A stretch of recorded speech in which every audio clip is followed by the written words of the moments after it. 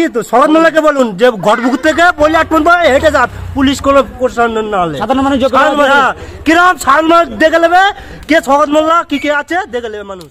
শোনেন, আইএসএফ আসে কি না আসে, আজ ঈদ হতে আর 4 দিন বাকি আছে, 4 দিনটা হয়ে যাক। কাঁটাডাঙ্গায় টিএমসি থাকবে কি না থাকবে সেটা আইএসএফের ছেলেরা গণতান্ত্রিক প্রক্রিয়ায় বুঝে নেবে। মানে গতকাল যে তৃণমূলের তরফ থেকে যে রাকেশ মোল্লার তরফ থেকে যে ঈদ বস্ত্র বিতরণ করেন তৃণমূলের পক্ষ থেকে, তারপরেই তারা একটা অভিযোগ করেন যে এখানে নওশাদ সিদ্দিকী পেন বই তুলে দেওয়ার নাম করে বোম বন্দুক ধরিয়ে দিয়েছেন, কি বলবেন? দেখেন, মূলত উদ্দেশ্য হলো তারা রাকেশ বলে কে কাঁটাডাঙ্গায় কই আমরা তো সেরকম চিনি না, ঠিক আছে? সে কে কাঁটাডাঙ্গার, কোথাতে টাকা এনে আজকে বস্ত্র বিতরণ করছে, মানুষের হাতে কুপন দিচ্ছে, মানুষ নিতে চায় না, জোর জবরদস্তি করে দিচ্ছে। এবার নওশাদ সিদ্দিক বোম মেশিন তুলে দিচ্ছে। নওশাদ সিদ্দিক এমন একটা ব্যক্তি যিনি খাতা আর কলম ছাড়া মানুষের হাতে আর কিছু তুলে দেয় না। বোম মেশিন কারা তুলে দিচ্ছে, বিরিয়ানি প্যাকেট কারা তুলে দিচ্ছে? এই টিএমসি সরকার। যারা বলছে যে চুরি করছে সেই বলছে।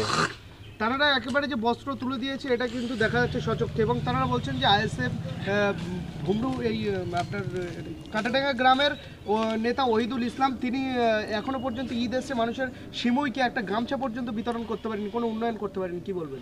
শোনেন, মূলত আমরা মানুষের ঘরও দিতে পারিনি এখনও, কিন্তু মানুষের পাশে আছি। ওরা যে ঘরের টাকা চুরি করে খেয়ে নিচ্ছিল সেই টাকা আমরা বুঝিয়ে দিচ্ছি মানুষকে। ওরা একটা কারণে আইএসের উপরে রেগে আছে, কেন? ওরা যে আগে চুরি করে খেত এখন সেটা আর পাচ্ছে না। আইএসএফরা মানুষের পাশে দাঁড়িয়ে বলে দিচ্ছে যে এইটা তোমার পাওয়ার অধিকার, এইটা তোমার পাওয়ার অধিকার। তারা সেটা চুরি করে খাচ্ছিল, আজ তারা খেতে পাচ্ছে না বলে আজকে তাদের মাথা গরম হয়ে যাচ্ছে। কাঁটাডাঙ্গা গ্রামে আইএসএফ নেই এমনটাই মন্তব্য। আরে ভাই, আইএসএফ নেই কি না নেই, পঞ্চায়েত শুধু ওইদুল সমিতি ভোট হয়েছে প্রার্থী 42 জনের মধ্যে। তাহলে যদি ভোট না থাকতো তাহলে ওহিদুল ইসলাম কাঁটাডাঙ্গা থেকে 950 ভোটে জিততে পারতো না।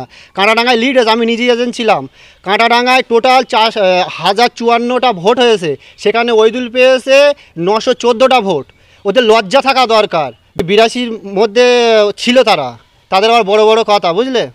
তারা বারবার অভিযোগ করছে তৃণমূলের অভিযোগ করছে আইএসএফ বলে কিছু নেই, কিন্তু আইএসএফের ঝান্ডা ভরাডুবু এই কাঁটাডাঙ্গা গ্রাম, কি বলবেন? শোনেন, আইএসএফ আসে কি না আসে, আজ ঈদ হতে আর 4 দিন বাকি আছে, 4 দিনটা হয়ে যাক। কাঁটাডাঙ্গায় টিএমসি থাকবে কি না থাকবে সেটা আইএসএফের ছেলেরা গণতান্ত্রিক প্রক্রিয়ায় বুঝে নেবে। মানে ঈদের পরে কি একেবারে মাঠে ময়দানে? ঈদের পরে আমরা মাঠে ময়দানে নেমে যাবো, কারণ যেহেতু আমাদের সামনে ঈদ, আমরা সবাই রোজা করছি।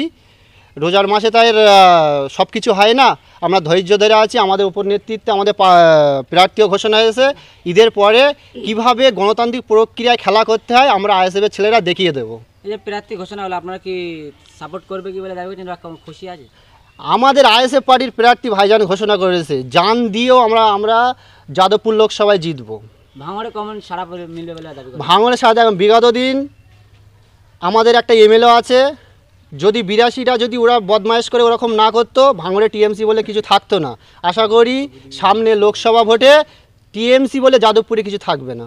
গতকাল কাঁটাডাঙ্গা গ্রামে তৃণমূলের একটা বস্ত্র বিতরণের সভা, কিন্তু এই কাঁটাডাঙ্গা গ্রামে দাপটে নেতা ওহিদুল ইসলামের এলাকায় শওকত মোল্লা পা রাখতে পারলো না, মুখ পুড়েছে শওকতের, কি বলবেন? শওকত মোল্লার বিরুদ্ধে কি বলবো, আর তানার বিরুদ্ধে আমার কিছু বলার নেই, কারণ তিনি কখন কি বলে ঠিক নেই। হচ্ছে আমাদের একটা বুথ লেভেলের ছোটো কর্মী, অনেক বুঝে সুঝে গণতান্ত্রিক প্রক্রিয়ায় কথা বলে। উনি যে ঢুকতে পারলো না, এটাই কি তাহলে লজ্জা হয়েছে? লজ্জা তো লজ্জাজনক না। ওহিদুল মোল্লার বুথে ঢোকা অতটা সহজ ব্যাপার নয়। জানে উনি, ওহিদুল মোল্লা জনসাধারণের পাশে আছে, উনি কি করে ঢোকে এখানে? ওনার ঢোকার মুখ আছে, কি করেছে গ্রামে উন্নয়ন করার জন্য? ভোট আসলে জেরক্সের দোকানে লাইন, আর ভোট আসলে মানুষের দরে দরে গিয়ে যদি পায়খানা আকার এখানে ছুঁচিয়ে দিয়ে আসতেছে, আর ভোট চলে গেলে আর নেতাদের খুঁজে পাওয়া যায় না। এই তো টিএমসির নীতি আদর্শ। আপনার নাম? আমার নাম আলমগীর হোসেন, আমি কাঁটাডাঙ্গা বুথের সভাপতি।